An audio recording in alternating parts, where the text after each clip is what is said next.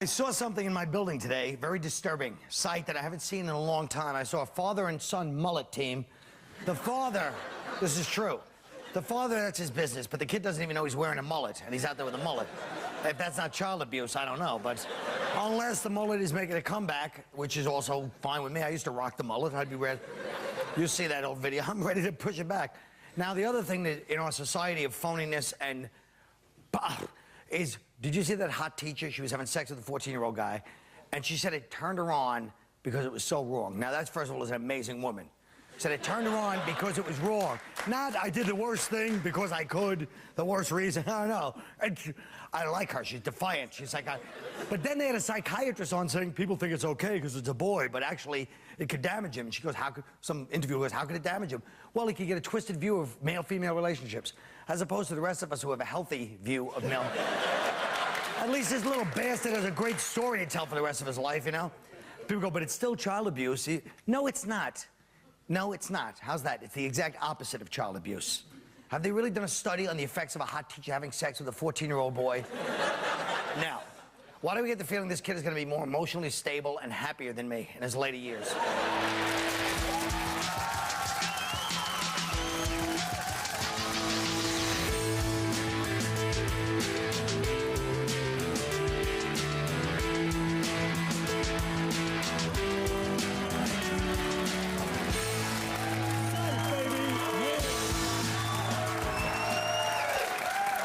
Oh, good, we got a couple of college football guys on here, too.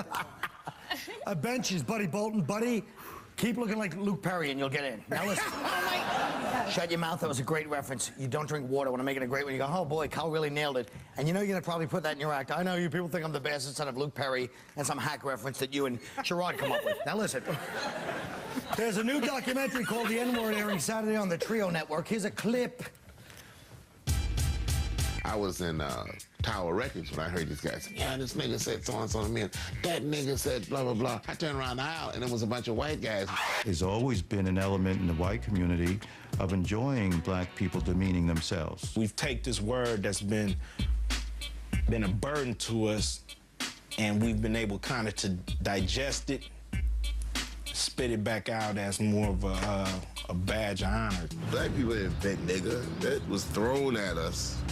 And then all of a sudden, us accepting it is like somebody just catching garbage and loving it. Now, I think it would be disingenuous for me to start with anybody but you, Mr. Todd Lynn. Oh. When you see a documentary like this, and yes, I may have misused disingenuous, I'm sorry. But that's the only thing I can imagine it could mean. I can't imagine what else could mean. He doesn't know what it means anyway. Todd, listen to me. Todd, what do you think about this documentary? What do you think about the use of that word? Do you care? No, honestly, I don't give a damn. Truthfully, you can say nigga all you want. I mean, it's really all in the context. And the reason I feel like that is I feel like it's done changed. You know, the words change.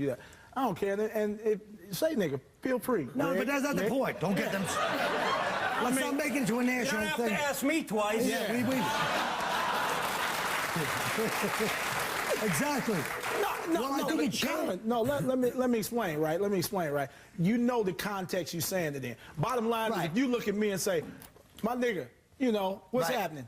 You know, but if Nick, which he'll probably say later on during the show, shut up, nigga, then, you know. He never does that. It does sound different. You got to admit, like, black people say it, they go, nigga. It sounds nigga. Right. It sounds okay, but white people say it, it's always like, goddamn shiftless nigger. Yeah. It sounds exactly. It sounds a different, Sometimes you have to say it. Wait a minute. Go ahead. Yeah, like if I don't say it, I mean, I don't know my doorman's name, so how am I supposed to get it?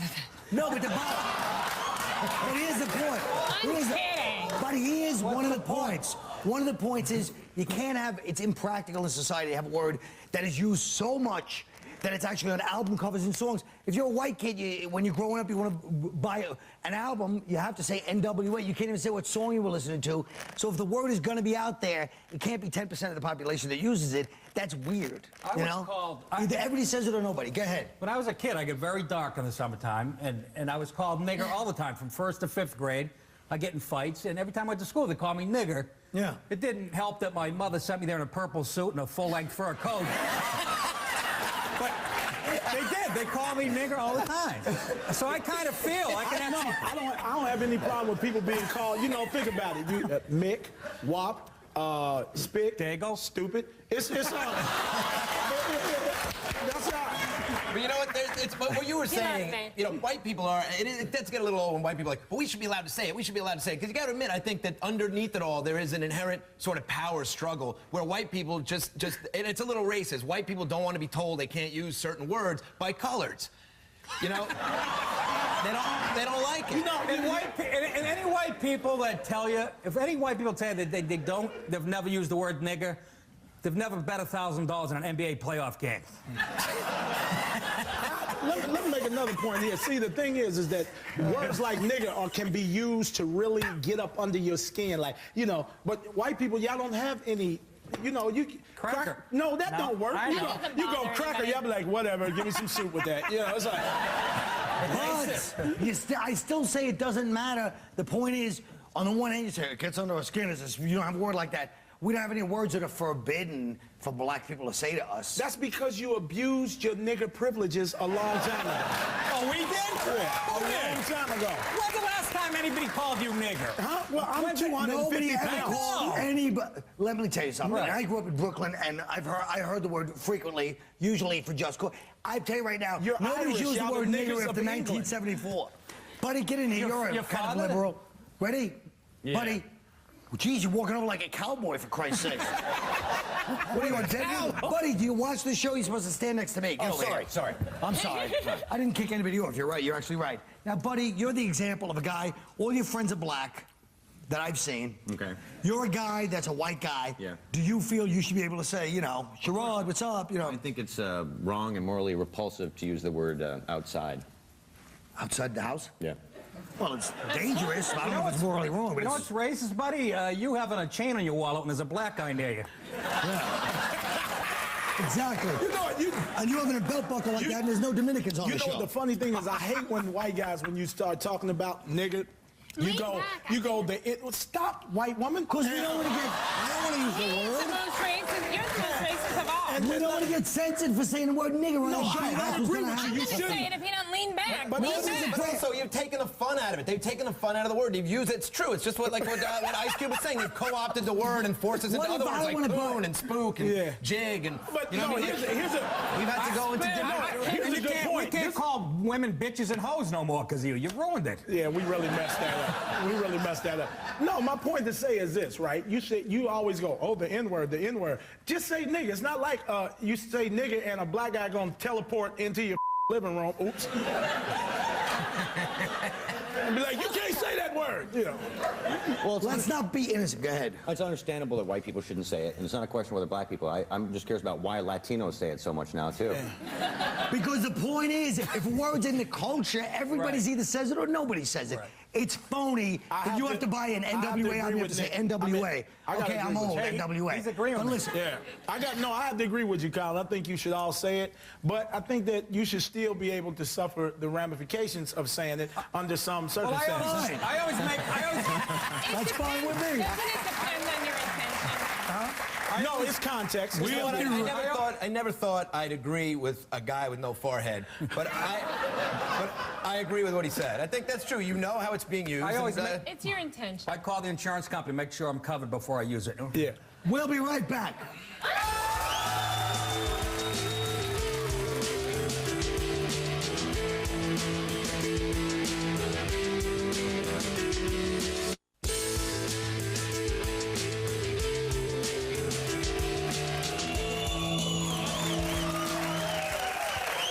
Folks, let me tell you something. Last year, close to 800 soldiers were discharged from the military because they were gay.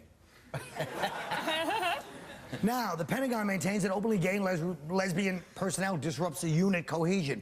What do you guys think about that? I don't think they should be in the military because, first of all, they don't throw that well. I don't think 20 soldiers should die because Bruce's grenade toss landed a foot from the bunker. You know what? No, honestly, man, come on. No, you're not kidding. They should serve openly. They should be able to openly serve. You ever seen gay dudes? You ever seen the muscles on them dudes? You ever? No, I haven't. You still ever see how cut they are? Where do you go? They gotta be their protein intake. But they say it disrupts. They say it's distracting and it disrupts morale. But if anything, the don't ask, don't tell it's got to disrupt morale more than anything. Because you know, if you have gay friends that aren't out, that won't admit to being gay, there's nothing more. You waste so much energy trying to play along with their charade of heterosexuality. And they're like, me and my girlfriend went to dinner last night. And you're like, all right. Lynn, really? that's right. Lynn, what do you think? Could you serve with a bunch of Leslies? I really don't want to go into the military, but no, I mean, I would. I think there should be a gay unit. That would be more like it. Like a rainbow unit. Yeah, because, but it's true. But then wouldn't, like, Afghanistan be really pissed if we sent the rainbow? Like, we hate you so much, we're going to send the gays. Exactly. To get you. This is the point that kills me. Everybody says, oh, it's fine. But if you're a young guy, you join the military, you know, you go out there trying to be like a macho badass, it's gonna, if you see a gay guy in the unit, they're gonna beat the balls off him because they don't want him naked around them, they don't want him to shower around him. Well, that's just a fact. Dude, the muscle-bound gay dudes will hurt you. But what I'm talking about... Not only that, but unit cohesion. I mean, who's more cohesive than two gay men? They should serve openly because... Oh, sorry. I'm done. They should serve openly. You sound like Jake LaMotta. Are you done, honey? Yeah, done over there. You got a hamburger. You got what you want. Because the way it's set up now, they're going to start faking they're gay. If things get real rough in Iraq, I mean, if I got wounded, I wouldn't be asking for a Purple Heart. You know, I'd be asking for like a purple handbag and shoes to match. Use an excuse to get out. They also, look, nobody's trying to serve. And I mean, you know, this is not like this is wartime. Nobody's trying to serve. We're losing a lot of people. Like they lost like 8 linguists who are gay, which linguist, by the way, is Latin for tongue. So you know the lesbians are pretty good at that. We're losing a lot of people with special skills. Some of the greatest soldiers, Alexander the Great was gay. I'm not denying that, but I'm just saying that ultimately you can't expect there to be you can't live in an unreal world where people are not going to get their ass kicked and get, you know, possibly... Some of these guys are homophobic. Some of these guys, the guys in the soldiers, they come right from a farm. They've never even seen a gay person. They don't even have sex with male farm animals. That's how homophobic they are. But they can adjust. It really doesn't matter who... I mean, I don't care if it's a gay guy, a straight guy shooting at the other people. As long as somebody's shooting and I'm not getting shot. I don't care if they gay or not. Right, but I'm just saying, if you're in the army... Yeah, you would care. If you're lying in the bunk... Even if you're in the army with a gay dude, it's not... If you fall asleep one night, you think your girlfriend say you have a hard on, then next thing you know, you're getting but you don't realize it's a gay guy. You wake up the next... Buddy, come here for a second, buddy. Gay men don't just go and people randomly. Yes, they do. You do. Buddy, introduce the next subject and run the show. You are an idiot. All right. Hang out in Chelsea for like 3 hours. Shut up and let Buddy do the next topic. I'm tired of seeing men portrayed as hapless, beer-drinking idiots on TV shows and in commercials. A 40-year-old New Hampshire man has launched a society for the prevention of misandry in the media. Misandry is the opposite of misogyny. What do you guys think about that? I like white people looking stupid. I'm getting off in there. Yeah. Why would they clap? Yeah. You know, misandry was the name of a gay soldier I knew. Okay. You've got to have something to say about this, Nick. Well, yeah, I've been preaching this crap for 8 years on stage, and this guy writes a book, and he's making money. I'm down at the cellar in front of 10 people preaching this crap. It's true. I mean, geez, how can you deny this? Have you ever gone to Hollywood? We've been there. We've had deals in Hollywood. You know who runs it? Angry gay women. They hate men with a passion. Every meeting I took in L.A., everybody was wearing flannel shirts, work boots, 5 o'clock shadow. They hate men. That's not true. It is true, Lynn. Gay men run it too. Yeah, and they love straight guys like me. I know this personally. Every person you go to meet with it's either a gay man or it's a gay mad woman, and you can't even say the word gay in the damn meeting. I mean, they like say gay and see if you. I'm telling you. But you're talking about their portrayal. You're talking about their portrayal in advertising things, right? Because that's the kind of thing where like the guy is always a bumbling fool, and if they could never do that, you can never do it with a woman. If you ever showed a woman with her family shopping in the supermarket and she tried to buy something, and the whole family was like, "Duh, you're an idiot," you know. I mean, but wait a minute. You know, you complaining about this, but how many times have I seen, you know, black people dancing and selling chicken? I don't appreciate this either. I don't know. Where's your chicken? Thank you, buddy. Yeah. What year are you talking about? 1950? Who the hell are you kidding? I haven't seen a black person that's been positive role model. Let me explain something. I remember when got that chicken thing. Wait a minute. I was watching what is it, a Taco Bell commercial, and Hammer was dancing around. Get your tacos. Get your tacos. You remember that? Like he doesn't need the money. hit. You're Hit Chicago. Hit kill for a chicken. Right back.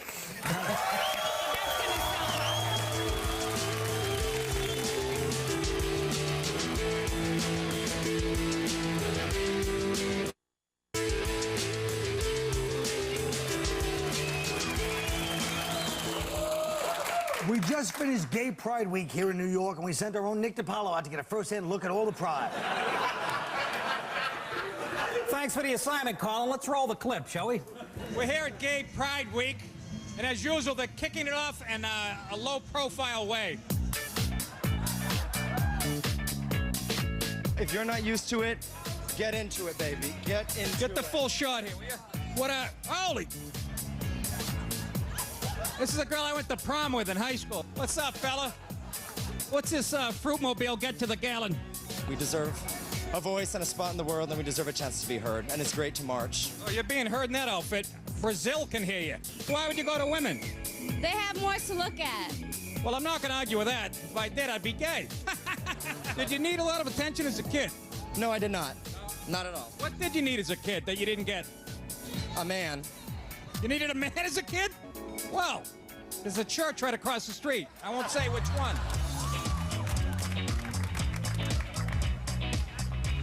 Apparently, Bill Coughlin's taking the New York Giants in a different direction this year. It's like the Sex and the City float and the Sopranos float had a collision. When did you realize you were gay? When I first saw your face.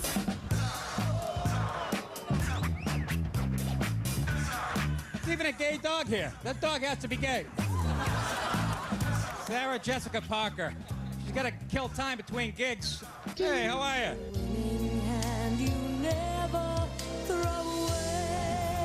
Bette Midler's gone to hell, huh? Wow.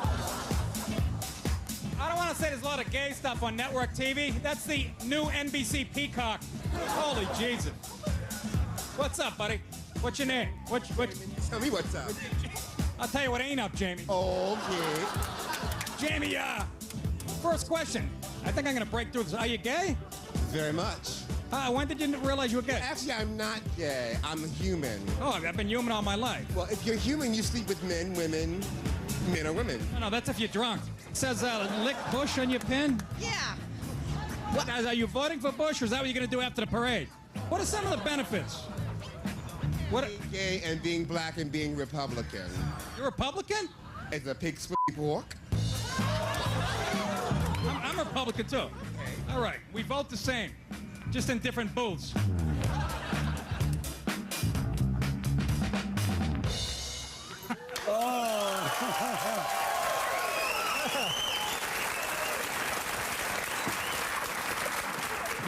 Well, Nick, that was a beautiful piece. Now, was there anybody there, any guy that was really feminine that got you a little like, you know what I mean? If nobody's looking, anything? How about some of the lesbians? Did you think they were kind of hot? Oh, lesbians are always hot. Well, there was always a couple of hot ones, right? Well, not always hot, but yeah, a couple look like firemen, but yeah, I like lesbians. Were there any of those lesbians that were there for the pleasure of women, but you were looking at them too? And did you feel like, wow, I'm getting a free thing? What would that thing be? Yes. I don't know. It's something that only like a 10-year-old kid like myself would think. A free peek? I don't know. Okay. I didn't understand the question. I didn't understand the question I thought we had either. 2 seconds. Well, we were just kind of screwing around. I thought it was going to be shorter, but I should have left after the first laugh, and now here we are in the usual state. And they're waiting for me to say the closer, but I'm not going to say the closer. We're just going to have to cut for once without a stupid closing where we say we'll be right. I'm not going to say it, so just shut up.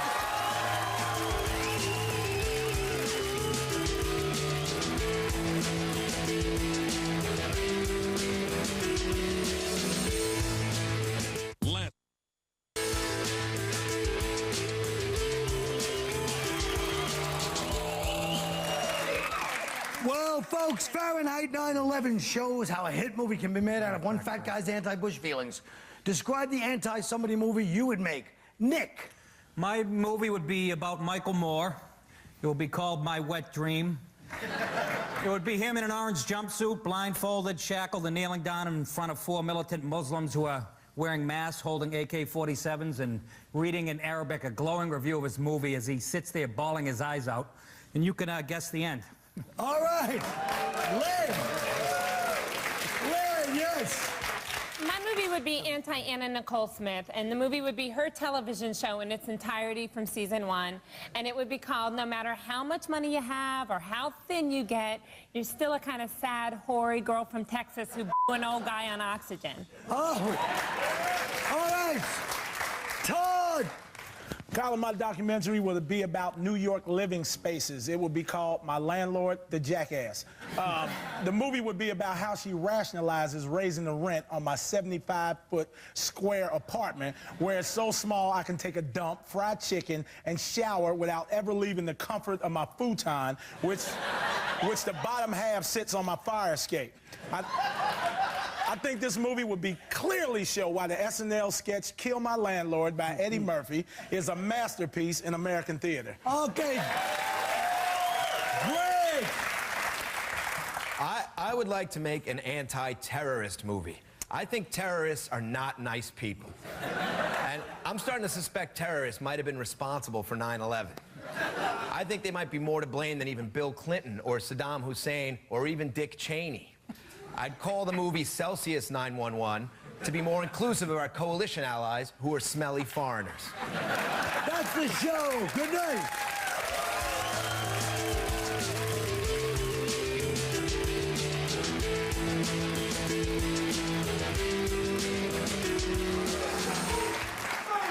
You have time for a couple questions? Okay.